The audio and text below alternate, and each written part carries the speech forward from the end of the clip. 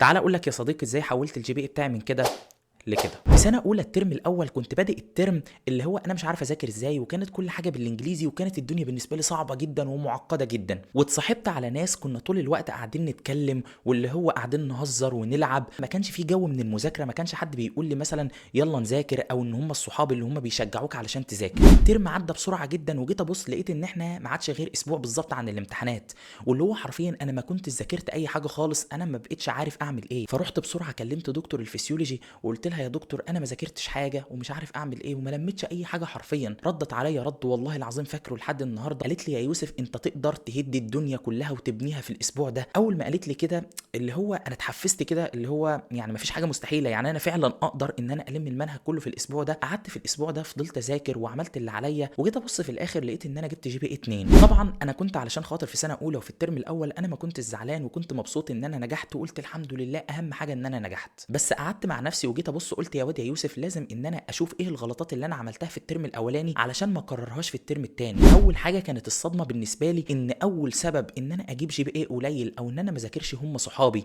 لان صحابي كانوا طول الوقت ان احنا قاعدين نتكلم ونهزر، وما كانش في حد بيقول لي ذاكر وما تذاكرش او مثلا يلا نذاكر. فجيت ابص في الاخر لقيت ان هم ما شاء الله ولا حول ولا قوه الا بالله جايبين اكتر مني وانا جايب اقل واحد فيهم. فاللي هو جيت ابص كل واحد عارف مصلحته وانا الوحيد اللي ما اعرفش مصلحتي. فبعدها اخدت قرار ان انا لازم ابعد عنهم خالص، وان انا لازم امشي لوحدي، ولازم ان انا اكون عارف مصلحتي زيهم. وبعدها على طول والله العظيم ربنا رزقني بصحاب الحمد لله انا بحمد ربنا عليهم لحد دلوقتي. لما بيلاقوني مثلا مقصر او حاجه يقولوا لي يلا يا يوسف ذاكر. انا لما لقيتهم شاطرين انا بقيت عاوز اكون زيهم، بقيت ان انا اذاكر زيهم، فبقيت زيهم الحمد لله. فاول حاجه لازم تختار صحابك كويس جدا.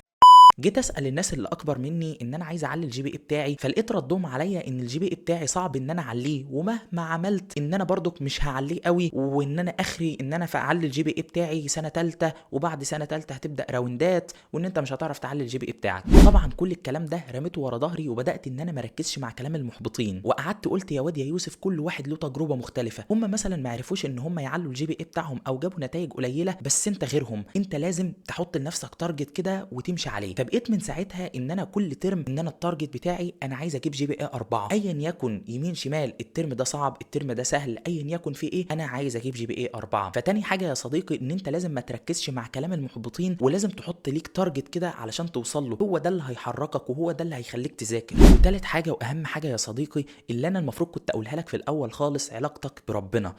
والله العظيم كل ما كانت علاقتك بربنا كويسه كل ما هتلاقي ربنا بيوفقك، لكن لو انت بعيد عن ربنا مش هتلاقي فيه توفيق خالص. حتى لو انت بتذاكر وما بتنامش بس انت علاقتك وحشه بربنا فربنا مش هيوفقك. ودايما يا صديقي بقيت احاول ان انا اسمع الكلام الايجابي وما اسمعش للكلام السلبي. بقيت كل ترم ان انا اقول ان شاء الله هجيب جي بي اي 4 واتوكل على الله واحسن علاقتي بربنا، وبقيت الحمد لله ربنا بيرزقني بجي بي اي انا ما كنتش اتوقعه وما كنتش احلم بيه، لحد ما وصلت لسنه 5 ووصلت الجي بي اي بتاعي من 2 ل3 و4. ممكن ان انت تشوف الجي بي اي ده مش الواو مش العالي قوي، بس انت تعرف انت احساس الانتصار، تعرف انت احساس توفيق ربنا، ان انت اللي يقول لك انا بادئها من تحت قوي. فيا صديقي الكلام ده انا بقوله لك علشان خاطر لو انت كنت جاي في الترم الاولاني مثلا الجي بي اي مش كويس، او انت طول السنين اللي فاتت دي بتجيب جي بي اي مش كويس، فده مش مقياس خالص. انا عايزك تحط دلوقتي في دماغك انا هعلي الجي بي اي بتاعي وهسعى لحد اخر لحظه لحد ما تتخرج. اللي يقول لك الترم ده صعب ومش هتقدر تجيب جي بي اي ما تسمعش كلامه، اسمع كلام يوسف اخوك.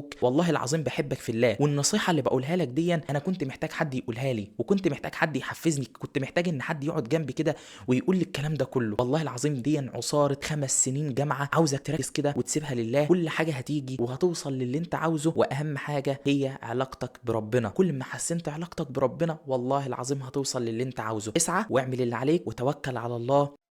ولو انت استفدت من الفيديو ده اعمل لايك سبسكرايب واعمل شير كتير للفيديو، فيد صحابك، وفي نفس الوقت والله انا بحبك في الله. والسلام عليكم ورحمة الله وبركاته.